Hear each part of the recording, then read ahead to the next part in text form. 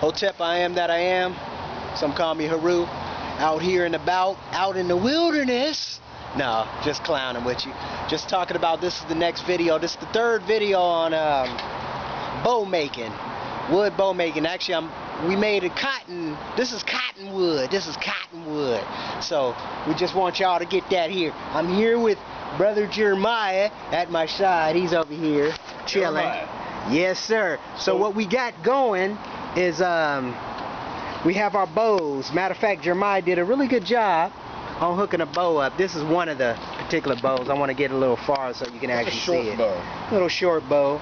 Mongo we was messing with, yeah, bow. Mongo style. That's and this is BDU camo, what they're using overseas right now. It's a really good material. It's a ripstop material. Okay. Doesn't like to stretch either direction. You can't really go wrong with it. So I thought I might apply it to a lamination process, and it would have really been a good win on the. And what you laminated with? Tell them what you used. It's just a wood glue, and you can see right here where we've got a break. Okay, there it is. I was too antsy on finishing the project. Yeah, he was. He out here testing stuff. Here's stuff that you want to look for when you're deciding to do a hand-hewed bow. These rings right here. This is a really good idea of what to look for. You want to have that nice ring that you can follow, and as little knots and branches to have to deal with. It compromises the way that the fibers work together. Okay. You want layers that look like if you look at a new bow, they're laminated layers of wood and fiberglass, usually. But most other bows that you can find, the lamination process could be anything from a fabric to wood. So what we're trying to basically do is take the pre-laminated wood that grew that way, and use those rings as layers to create strength. It's also in the shape. Yes, sir. Any good bowyer will tell you that the shape of the bow means more than the size. This had a really good taper, and it also had ends that had broken off before, so I tried to shorten it up. Essentially, what I did is I just rushed myself on something that could be a good product or a good design for people to be able to implement and throw in their bags, because this doesn't weigh but maybe a pound and a half. If that, yeah. And alder and cottonwood being kind of a newsome tree anyways, because they are really a widowmaker tree, they'll break and get rotten in the middle. You can see right here. This tree got halfway up. There's a nice buckle in it. They die from the inside out. It gives them this corky inside, and but it also makes them springy because they retain a lot of moisture and they grow in size in a short period of time, really big. So their growth rings are widely spaced, and it gives you a lot more meat, and it gives a lot more fibrous material to allow bending the bow. Okay. Yeah. So this is basically the result of what I have got out of the two other videos y'all previously previewed. So this is the results as far as getting down, getting the shape in there, kind of getting the nudges in there, you know, cutting it and making it happen. That's what I was explaining to you on the second video as far as the tools, what we've been using. And we've just been utilizing chisels and sandpaper.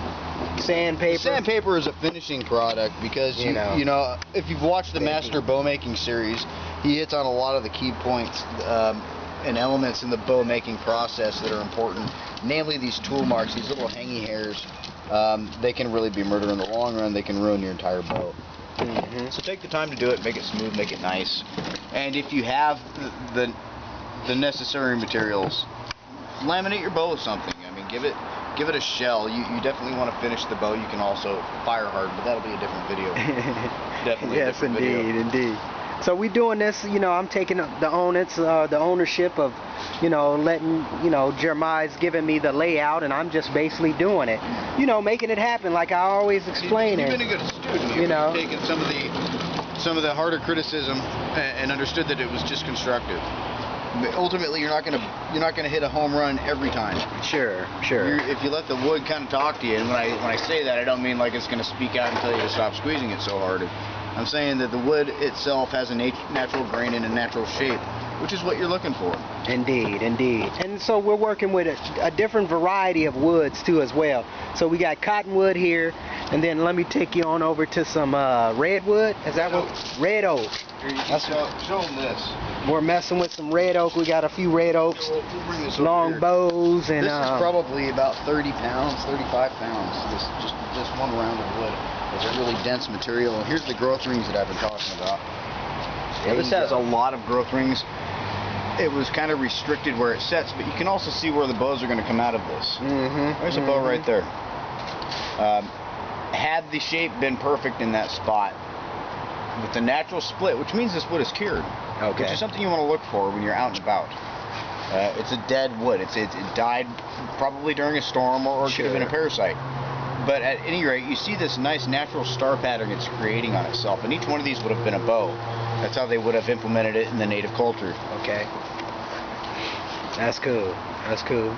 Get you a little education too, and that's the whole purpose of these websites, of this particular autonomous living YouTube page. Just kind of giving you some insight on making things happen. That's really where it comes down to it, and really understanding some of the primitive techniques that's actually available out there for all of us, really, because we should the basic idea, what would be the basics, like what should somebody just in a normal household should know? They should understand that the word chop shop came from the idea of taking a car and cutting it into pieces, right? Yes. And most people's fear when it comes to a project is just making the initial cut.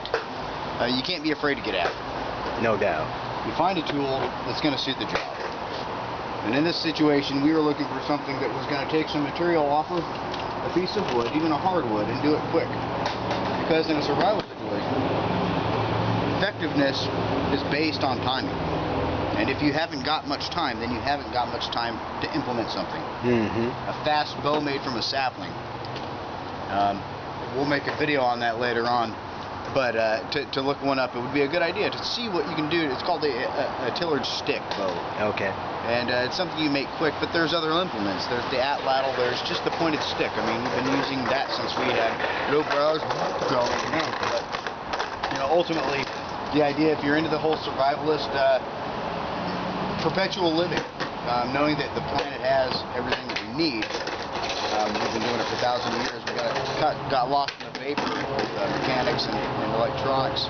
Not that I don't love to play video games or anything like that, but my nature is slowly fading away and covered in concrete. So some of these older traditions and ways of going about living are going to get passed on either way. I'm young enough to know that I learned from somebody. Yeah, no doubt. I'm passing that knowledge on to you. Hey, and you got to give a shout out, Hoods Woods. We want to give a shout out to Hoods Woods, yeah, Hoods Woods and crew, and the Survivor podcast. So I want to definitely incorporate that in our our keywords.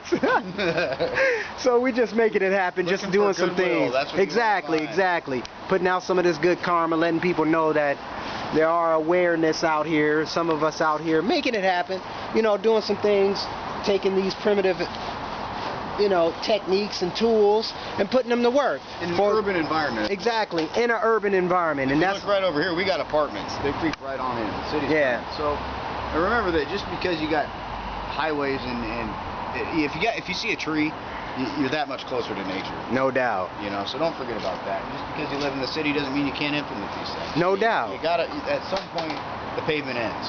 Exactly. And there's dirt and trees again. That's what we're looking for. And that's what we're trying to exist in. I mean, exactly. We are part of this guy.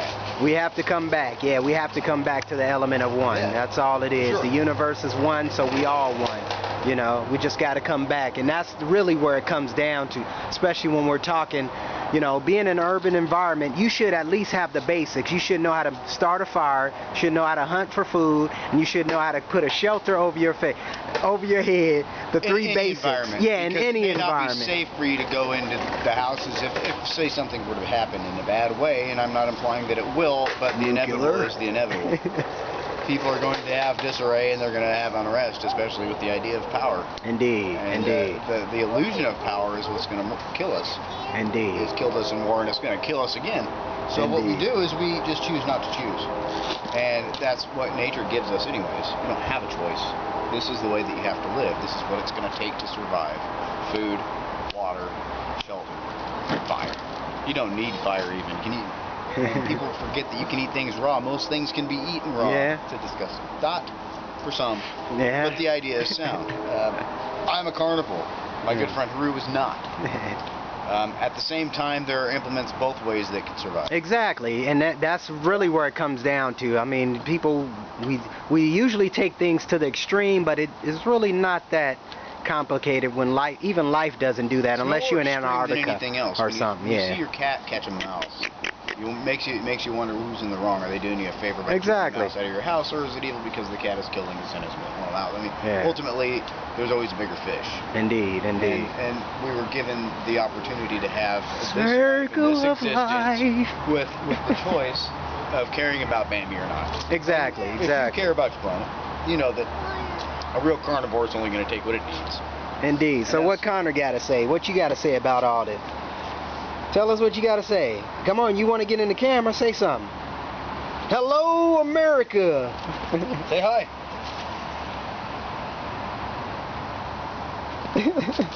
No camera action? What they say, See, he's ready. He says that. You recognize that. Indeed. So we're going to end it right here. You want to get in some ending points? I just like to say, just remember that peace and love is going to get you to where you need to be no matter what. Indeed. These implements aren't given as a way of anything but defense and survival. And don't mess the two words up. Peace from Indeed. Jeremiah, man.